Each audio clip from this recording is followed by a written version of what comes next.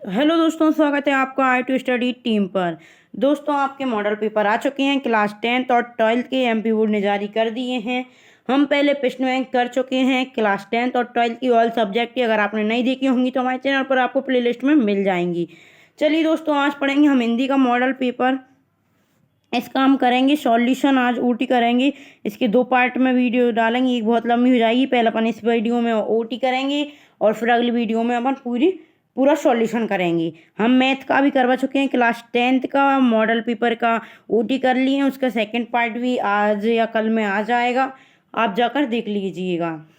चलिए दोस्तों, बढ़ते हैं आगे। पेपर जैसा है पूरा, प्रश्न क्रमांक आएंगे 1 से 5 तक। ये पूरा दिया है, आप इसको निर्देश को पढ़ लेना। चलिए दोस्तों स्टार्ट करते हैं। पहली ओटी है भक्ति काल की कृष्ण भक्ति धारा के प्रवर्तक कौन है?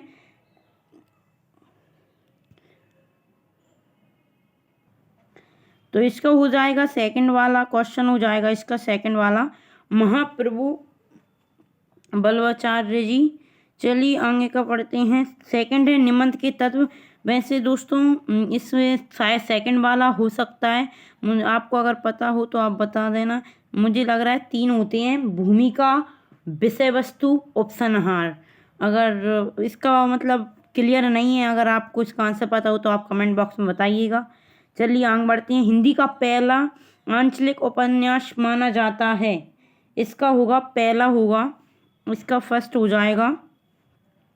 काव्य के भेद होते हैं, काव्य के 2 भेद होते हैं, दृश्य काव्य और श्रव्य काव्य। दृश्य और श्रव्य।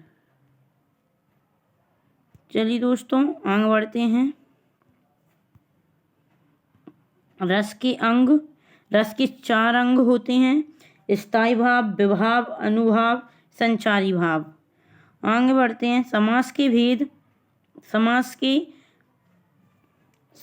भेद पढ़ते हैं। समास के 6 भेद होते हैं, अवयवी भाव समास, तत्पुरुष समास, द्विगु समास, द्वंद्व समास, कर्मधारय समास, बहुब्रीहि समास। अब पढ़ते हैं अपन रिक्त स्थान पढ़ते हैं। आगे बढ़ते हैं। रिक्त स्थान पहला है छायावाद के प्रमुख आधार जयशंकर प्रसाद। पहले का हो जाएगा जयशंकर प्रसाद। सूरदास का जन्म 1478। और थर्ड वाला है सूरज कब निकलेगा। ये रचना स्वयं प्रकाश की है, जैसा कि इसमें सूरज का पूछा गया है तो स्वयं प्रकाश की है ये। और जॉर्ज पंचम की नाक की रक्षा के लिए तैनात कर दिए गए थे, इसका आंसर हुआ हथियारबंद पहरेदार। और इसका आगे का है एक काव्य है, एक साकेत, एक काव्य है। चलिए दोस्तों आगे बढ़ते हैं। फवाला है अंधों में काना राजा, इसका अर्थ क्या होगा?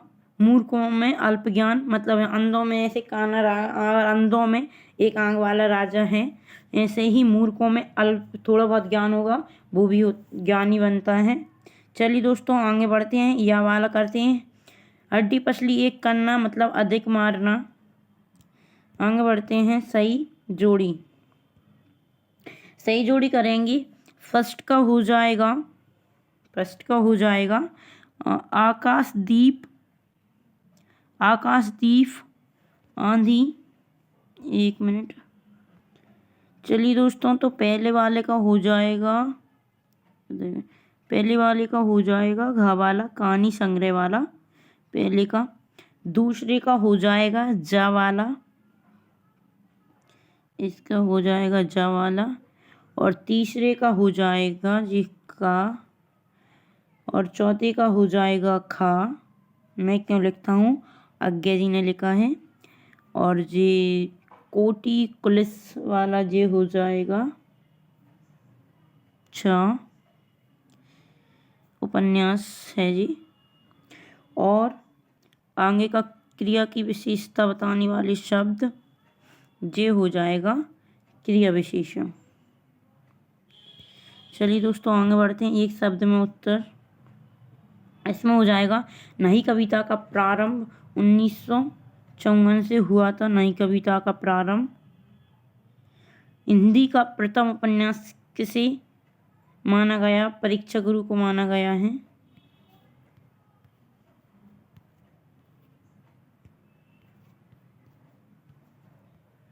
परीक्षा गुरु।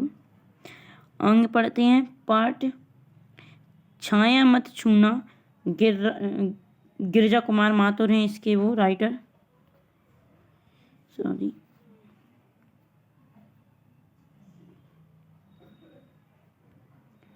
गिरजा कुमार माथुर। गिरजा कुमार माथुर है। अंग देखते हैं द वाला, ये वाला क्वेश्चन होगा इसका। बाल गोविंद भगत की पुत्रवधू उन्हें अकेले क्यों नहीं छोड़ती थी? इसका आंसर हो जाएगा भगत की पुत्रवधू उन्हें अकेला छोड़कर नहीं जाना चाहती थी, क्योंकि भगत के बेटे की मृत्यु के बाद उनके बुढ़ापे का एकमात्र सहारा थे। उनके चले जाने के बाद भगत की देखभाल करने वाला और कोई नहीं था। आप इसको लिख लो दोस्तों, मैं एक और बार रिपीट कर देती हूँ। भगत की पुत्रवधू उन्हें अकेले छोड़कर नहीं जाना चाहती थी, क्योंकि भगत के बेटे की मृत्यु के बाद उनके बुढ़ापे का एकमात्र सहारा थी। उसके चले जाने के बाद भगत की देखभाल करने वाला और कोई नहीं था। आगे क्वेश्चन पढ़ते हैं। मातृक छंद की परिभाषा लिखिए। मातृक छंद की परिभाषा आप मैं बोल देती हूँ, आप लिख लेना। जिन छंदों की रचना मात्राओं की गणना के आधार पर की जाती है, मतलब वो छंद जिनकी रचना मात्राओं के आधार पर की जाती है उन्हें मातृक छंद कहते हैं। ऐसे के अंदर आते हैं उदाहरण जैसे कि धोआ, चौपाई, रोला आदि। अगला क्वेश्चन है तुम तो कालू हक जानू लावा। इसका जे उत्प्रेक्ष अलंकार है, उत्प्रेक्षा अलंकार है, उत्प्रेक्षा अलंकार है जी। अनिकार्ती शब्द की परिभाषा ऐसी आप लिखिएगा, मैं रिपीट कर देती हूँ, बोल देती हूँ। एक से अधिक अर्थ प्रदान करने वाले शब्दों को अनिकार्ती शब्द कहते हैं। इन शब्दों का प्रसंग बदलने पर अलग अलग अर्थ निकलती हैं। फिर से रिपीट कर देती हूँ मैं, आप लिख लेना। एक से अधिक अर्थ प्रदान करने वाले शब्दों को अनिकार्ती शब्द कहते हैं। मतलब अनिकार्ती शब्द होता क्या है? एक से अधिक अर्थ होती है, उन शब्द को अनिकार्ती शब्द कहते हैं। इन शब्दों का प्रसंग बदलने पर अलग अलग अर्थ निकलते हैं, जैसे कि अंबर, आकाश, अमृत, वस्त्र। चलिए दोस्तों आगे पढ़ते हैं। सत्य सत्य सत्य सत्य प्रयोगवाद के जनक सच्चिदानंद हीरानंद वात्स्यायन अज्ञेय माने जाते हैं।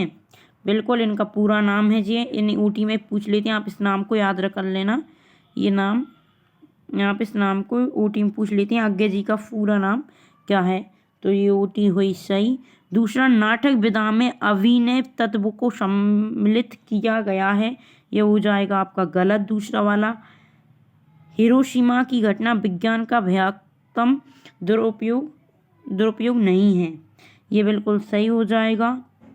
भोलानाथ का असली नाम तारानाथ था, ये गलत हो जाएगा। तारकेश्वरनाथ था, आप लिख लेना, तारकेश्वरनाथ होता है, मतलब आपको बता देती हैं, ये तो गलत हो जाएगा। आगे पढ़ते हैं। चौपाई छंद में 4 चरण में प्रत्येक चरण में 16-16 मात्राएं होती हैं, बिल्कुल सही।